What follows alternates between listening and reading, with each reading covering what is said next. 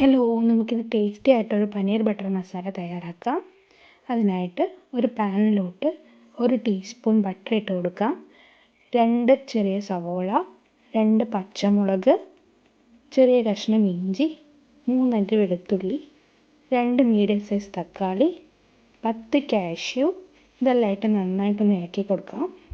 ഇത് നന്നായി മൂത്ത് വരുമ്പോൾ 1 ടീസ്പൂൺ ജീരകം, 1/4 ടീസ്പൂൺ മഞ്ഞൾപ്പൊടി, 1/4 ടീസ്പൂൺ മല്ലിപ്പൊടി, 1/4 ടീസ്പൂൺ മുളക് പൊടി, ഇതെല്ലാം ഇട്ട് നന്നായിട്ടൊന്ന് മിക്സ് ചെയ്ത് ഇതൊന്ന് ചൂടാറി വരുമ്പോൾ മിക്സിയിൽ നന്നായിട്ട് അരച്ചെടുക്കണം.